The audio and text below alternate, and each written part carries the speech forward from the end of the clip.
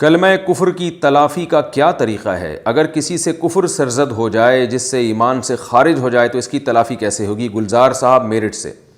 اگر کسی سے واقعی کلمہ کفر سرزد ہوا ہے تو وہ اللہ سے توبہ کرے اور کلمہ پڑھے دوبارہ، اور اسلام پر اطمینان کا اظہار کرے کہ میں اللہ کے جتنے بھی احکام ہیں ان کو دل و جان سے مانتا ہوں، میں نے جو زبان سے لفظ کہا میں اس پہ توبہ کرتا ہوں اللہ تعالیٰ سے، تو اس سے انشاءاللہ وہ اسلام میں داخل ہو جائے گا۔ اور اگر وہ شادی شدہ تھا تو اپنے نکاح کی دوبارہ تجدید بھی کرے۔ انکم کے حقدار والدین ہیں یا بیوی بچے؟ میری آمدن میں سب سے زیادہ حق، دوبارہ یہ سوال ریکارڈ کروا لیتا ہوں بھائی۔ انکم کے حقدار والدین ہیں یا بیوی بچے؟ میری آمدن میں سب سے زیادہ حق میرے والدین کا ہے یا میرے بیوی بچوں کا؟ محمد اویس کراچی سے۔ دیکھیے، والدین اگر محتاج نہیں ہیں تو آپ کی والدہ کی ذمہ داری آپ کے والد صاحب کے ذمہ ہے۔ والد صاحب اگر کماتے ہیں تو پھر ان کی پہلے ذمہ داری ہے کہ وہ آپ کی والدہ پہ خرچ کریں، اور پھر آپ کی ذمہ داری ہے کہ آپ اپنی بیوی اور بچوں پہ خرچ کریں۔ تو یہ تو شرعی اصول ہے۔ اور اگر والد صاحب کماتے نہیں ہیں تو بوڑھے ہیں یا کمانے کے لائق نہیں ہیں، مجبور ہیں، تو پھر آپ پر بیوی بچوں کی بھی ذمہ داری ہے اور بوڑھے والدین کی بھی ذمہ داری ہے، دونوں کی ذمہ داری آپ پر برابر کی ہے۔ تو اگر والد صاحب کماتے ہیں یا والدہ کے پاس پہلے سے کوئی مال موجود ہے، چاہے وہ وراثت کا ہو یا کسی بھی طرح سے ہو، ان کو پیسوں کی ضرورت نہیں ہے، تو پھر شرعاً جو ہے نا بیوی بچوں کا حق مالی معاملات میں پہلے ہے، کیونکہ وہ آپ کے اہل و عیال میں یعنی ماتحت میں داخل ہیں، اور شرعاً ان کی ذمہ داری آپ پر پہلے ہے۔ اگر والدہ مالدار ہوں، لیکن اگر وہ محتاج ہیں تو پھر والدہ کی بھی ذمہ داری آپ پر ہے۔ والد اگر محتاج ہے تو ان کی بھی ذمہ داری، اور بیوی بچوں کی تو بہرحال ہے ہی۔ اور بیوی کی ذمہ داری تو اللہ نے ایسی ڈال دی ہے کہ اگر وہ مالدار ہو تو بھی آپ پر ذمہ داری ہے بیوی کی، یعنی عورت اگر مالدار بھی ہوتی ہے تو بھی بیوی کا خرچہ اسلام میں مرد ہی کے کندھوں پہ ڈالا گیا ہے، لیکن والدین کا خرچہ اولاد کے کندھوں پہ اس صورت میں ہے کہ والدین مالدار نہ ہوں، محتاج ہوں۔ اگر مالدار ہیں تو پھر اولاد پر ان کی ذمہ داری نہیں ہے، لیکن یہ اصول یاد رکھیں، والدین کی اگر ذمہ داری نہ بھی ہو اولاد پر، یعنی شرعاً واجب نہ بھی ہو، تو بھی والدین پہ خرچ اولاد کو بہرحال کرنا چاہیے ان کے احسانات کو سوچ کے، کیونکہ اللہ تعالیٰ نے قرآن مجید میں حکم دیا کہ صحابہ یہ پوچھا کرتے تھے، سورہ بقرہ میں ہے کہ ہم جو زائد مال ہے یا رسول اللہ وہ کہاں خرچ کریں، یعنی جو ہمارے واجب حقوق ہم نے جب پورے کر لیے تو جو پیسے بچتے ہیں تو وہ ہم کہاں خرچ کریں؟ تو قرآن مجید میں آیتیں نازل ہوئی، قل ما انفقتم من خیر فللوالدین والاقربون، تو اللہ نے والدین کا سب سے پہلے تذکرہ کیا ہے۔ تو جو واجب حقوق ہیں بیوی بچوں کے، وہ ادا کرنے کے بعد جو آپ کے پیسے بچتے ہیں تو پھر سب سے پہلے اس کا مصداق یہ ہے کہ اپنے والدین پہ خرچ کیا جائے، یہ جب ان کو ضرورت نہ ہو۔ ضرورت ہو تو پھر تو میں نے بتایا کہ وہ بھی ان پر بھی پہلے خرچ کرنا پڑے گا آپ کو۔ اساتذہ سے جھک کر ملنے کا حکم، کیا ہم اپنے بڑے استاذوں سے جھک کر مل سکتے ہیں یا نہیں؟ عبداللہ صاحب کراچی سے۔ کسی کے سامنے شریعت میں جھکنا جائز نہیں ہے، ہاں بعض لوگ تواضع میں جو تھوڑا سا کندھے سکیڑ لیتے ہیں مصافحہ کرتے وقت، یہ جائز ہے، یہ تواضع کی علامت ہے، اس کو جھکنا نہیں کہتے۔ جھکنا ایسے ہوتا ہے جو باقاعدہ سر جھکایا جائے کسی کے سامنے، یہ جائز نہیں ہے۔ مسنون کپڑے کون سے ہیں؟ صہیب صاحب انڈیا سے۔ مسنون کپڑوں یا کپڑے کی سنتوں کے بارے میں تفصیل سے رہنمائی فرمائیں۔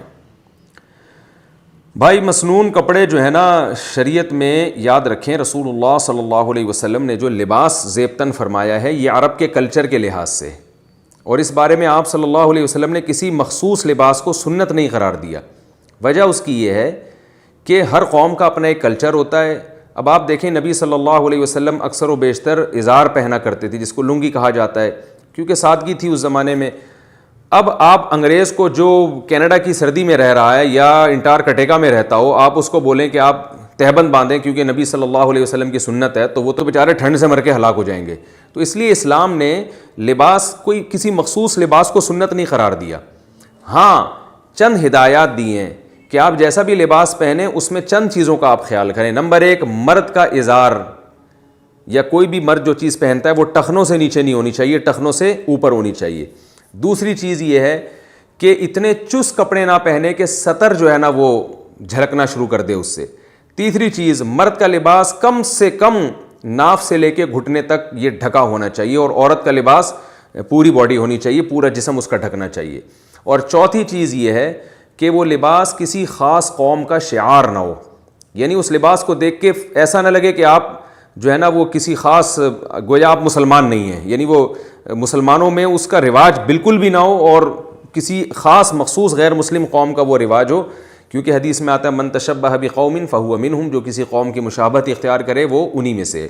تو ایسا لباس جس سے دیکھ کے فوراً لوگ سمجھیں کہ آپ گویا مسلمان ہی نہیں ہیں، تو ایسا لباس پہننے کی اجازت نہیں ہے۔ اس کے علاوہ یہ لباس اپنے کلچر، جو آپ کا کلچر ہے آپ اس حساب سے لباس پہنیں۔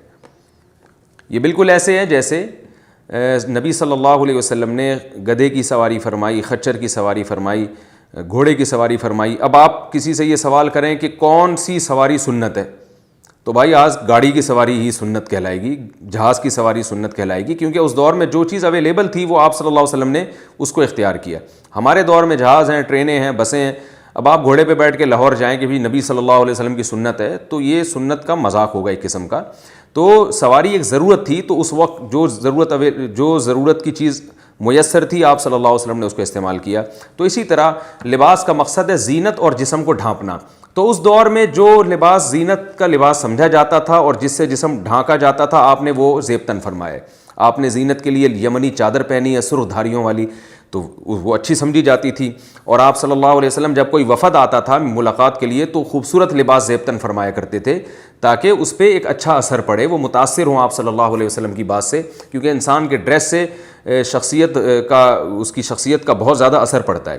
تو سادگی بھی ہونی چاہیے، لیکن سادگی کے ساتھ ساتھ اس کا بھی خیال ہونا چاہیے کہ وہ لباس آپ کے کلچر اس لباس کو قبول کر بھی رہا ہے کہ نہیں کر رہا۔ ہاں نارملی نبی صلی اللہ علیہ وسلم پیون زدہ کپڑے پہنتے تھے، وجہ اس کی یہ تھی کہ آپ صلی اللہ علیہ وسلم کے مزاج میں دنیا سے محبت تھی نہیں، جیسے نارملی آپ کا کھانا جو کی روٹی ہوتی تھی، اور وہ بھی ہوتی ہی نہیں تھی، ایک وقت کھایا تو دوسرے وقت آپ کا ناغہ ہو رہا ہے، اور 40 دن گھر میں چولہے نہیں جل رہے۔ تو یہ نبی صلی اللہ علیہ وسلم کا اپنا مزاج تھا، دنیا سے بے رغبتی، لیکن اس مزاج میں ہمیں نبی کو فالو کرنے کا حکم نہیں دیا گیا، کیونکہ یہ نبی صلی اللہ علیہ وسلم کی ذاتی طبیعت تھی۔